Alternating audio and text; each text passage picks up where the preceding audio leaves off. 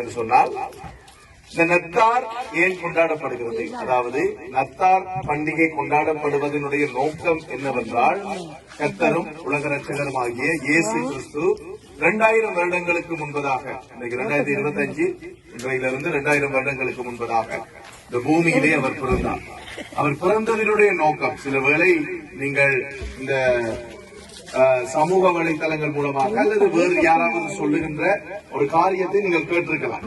அந்த காரியம் என்னவென்றால், இயேசு என்றால் ஏதோ ஒரு மதத்திர தலைவர், ஏதோ ஒரு மதத்திர கடவுள், அந்த மதம் இந்த மதம் பல மதம் இப்படி எல்லாம் பேசுவாங்க. இயேசுவுக்கும் மதத்துக்கும் சம்பந்தம் இல்லை. இயேசு எந்த மதத்தை ஸ்தாபிப்பதற்கும் அவர் வரவில்லை. அவருடைய பேர் உலக ரட்சகர் என்று சொல்லி அவருக்கு அழைக்கப்பட்டது. இந்த நத்தார் நாட்களிலே இயேசுவின் பிறப்பை உங்களோடு நாங்கள் பகிர்ந்து கொள்வதோடு கூட, அதே நேரத்தில் ஒரு நல்ல செய்தி என்னவென்றால், இந்த உலக ரட்சகர் பிறந்திருக்கிறார். அவர் ஏன் பிறந்தார் என்றால், உலகத்தில் இருக்கிற அனைத்து ஜனங்களையும் நேசிக்கிற கடவுளாக இயேசு கிறிஸ்து பிறந்தார்.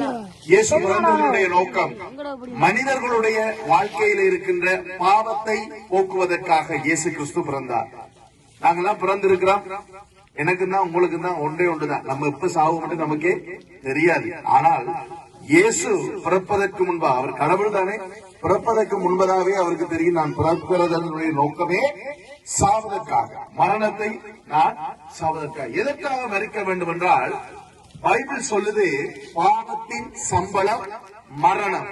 அப்ப ஒரு மனுஷன் பாவம் செய்தார், இப்ப நாங்க உலக பிரகாரமா நாங்க பார்த்தோம்னா, ஒரு மனுஷன் கொலை செய்தார், நீதிபதி அவருக்கு ஒரு தண்டனை கொடுப்பார் இல்லையா? அது ஆயுள் தண்டனையாக இருக்கலாம், மரண தண்டனையாக இருக்கலாம்.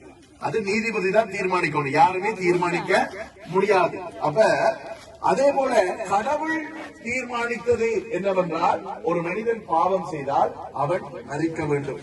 அப்ப பாவத்தின் சம்பளம் மரணம். இப்ப நான் ஒரு கொலை செஞ்சிட்டேன், இப்ப நாங்கெல்லாம் பெரிய திறமான, நானெல்லாம் ஒரு திறமான ஆளுங்க தானே, நானெல்லாம் ஒரு கொலை விட்டு அங்கேயாவது. அப்ப நான் செய்த கொலையிலிருந்து நான் வெளியில வர வேண்டும் என்றால் என்ன செய்யணும்? நான் இப்ப ஒரு வழியும் இல்லை, நான் கொலை செஞ்ச அந்த தண்டனை எனக்கு மரணம் தான் தண்டனை. அப்ப அந்த மரணத்திலிருந்து நான் காப்பாற்றப்பட வேண்டும் என்றால் எனக்கு பதிலாக ஒருவர் அந்த மரண தண்டனையை ஏற்றுக்கொள்ள வேண்டும் இல்லையா? இப்ப நாங்க ஒரு குற்றம் செய்தோம்டா, உங்களுக்கு எல்லாம் தெரியும் இல்லையா? ஒரு குற்றம் செய்தால் உங்களுக்கு தெரியுமா? தள்ளி வாங்க, இங்கால வாங்க, இங்கால வாங்க. அப்பா 3 நிமிஷம் தான் வீடியோ எடுக்கணும். ஓகே, நாங்கெல்லாம் ஒரு குற்றம் செய்தா நம்மள போலீஸ் பிடிச்சு கொண்டு போய் எங்க போடுவான்? ஜெயில போடுவான். அங்க போட்ட பிறகு யாராவது ஒரு ஆள் வந்து புனைக்கு சைன் பண்ணுவாங்க, தெரியுமா? எத்தனை பேருக்கு தெரியும்?